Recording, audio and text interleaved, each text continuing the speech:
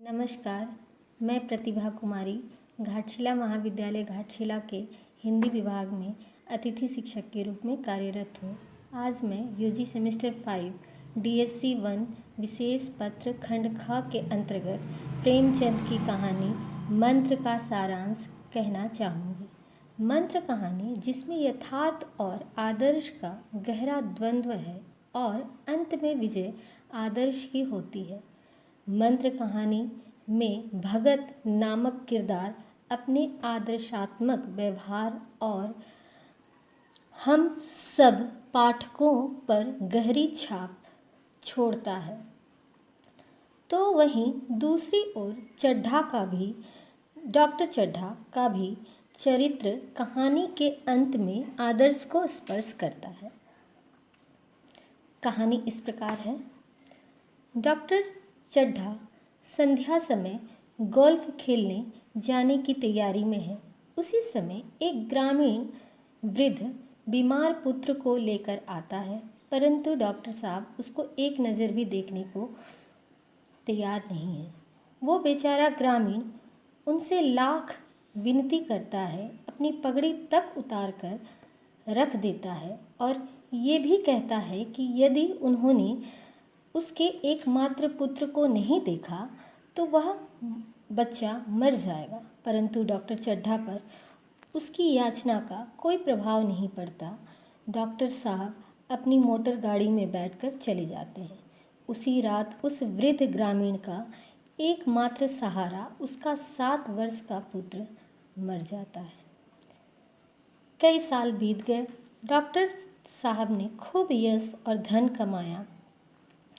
Doctor साहब के 2 बच्चे हैं, उसमें उनकी बेटी की शादी हो चुकी है और उनका बेटा कैलाश जो कॉलेज में पढ़ता है।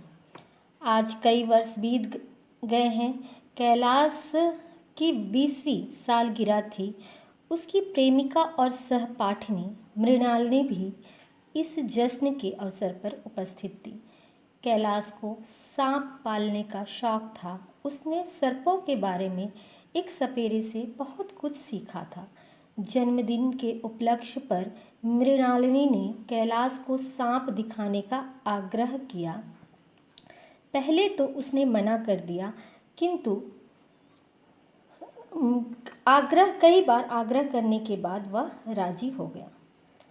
मित्रों ने भी कटाक्ष किया कि सांप तो इसने पाले हैं और ये दिखाना भी चाह रहा है, लेकिन जरूर इसने सांप के दांत तोड़ दिए होंगे। कैलाश ने कहा कि सबके दांत सुरक्षित हैं।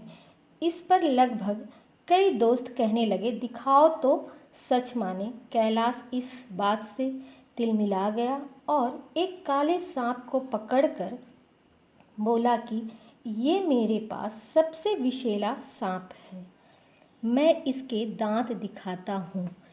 इस क्रिया में कैलाश ने उस सांप की गर्दन दबा दी। दबाव के कारण विषधर सांप ने मुंह खोले, जिससे दांत साफ दिखाई देने लगे, परंतु ज्यों ही गर्दन ढीली की उसने कैलाश को काट लिया। जड़ी बूटी लगाई गई, झाड़ फूक वाले को बुलाया गया, सारे उपाय व्यर्थ हो गए। कैलाश की हालत बिगड़ती गई। आनंद का माहौल दुख में बदल गया। पूरे गांव में आग की तरह ये खबर फैल गई कि डॉक्टर साहब के बेटे को सांप ने काट लिया। उस समय जो कि ठंड पड़ रही थी, बूढ़ा ग्रामीण भगत अपनी झोपड़ी में आग ताप रहा था। उसे भी ये समाचार मिला।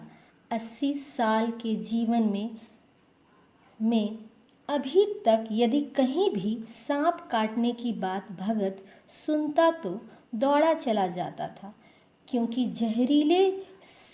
जहरीले सांप का जहर वो उतार सकता था। परंतु इस बार उसके मन में प्रतिक्रिया का भाव जागा। उसे अपने बेटे का दम तोड़ता चेहरा याद आ गया। उसने सोचा, अब डॉक्टर चड्ढा को पता चलेगा कि बेटे का दर्द क्या होता है। लेकिन कुछ पल बाद ही भगत के मन में ख्याल आया कि जीवन तो अमूल्य है। उसे बचाना पुण्य काम है। उसके मन में आक्रोश और कल्याण की भावना में द्वंद्व होने लगा।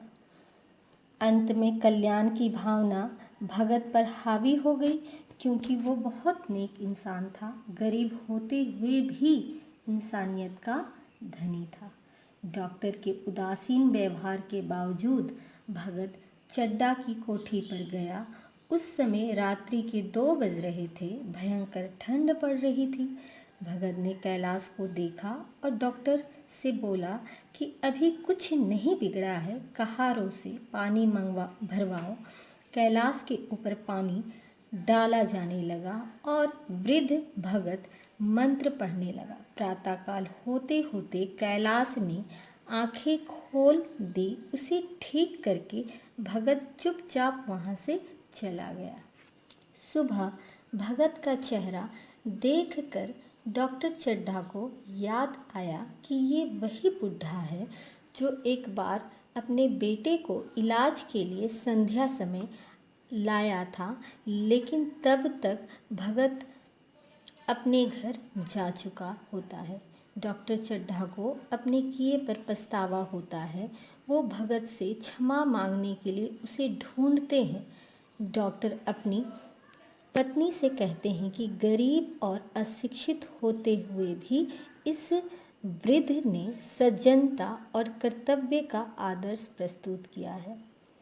इस प्रकार प्रस्तुत कहानी मंत्र में प्रेमचंद जी ने इंसानियत और कर्तव्य की शिक्षा देते हुए ये समझाया है कि बदले की भावना को कभी भी सच्चे आदर्श पर हावी नहीं होने देना चाहिए, और कैलाश के चरित्र के माध्यम से ये भी समझाया है कि सोखी बघारने से कितना बड़ा नुकसान हो सकता है। जनमानस में भगवान कहे जाने वाले डॉक्टर को भगत के व्यवहार से ये बोध हो जाता है कि समाज में हर किसी को एक दूसरे की आवश्यकता हो सकती है, कोई बड़ा या छोटा नहीं होता।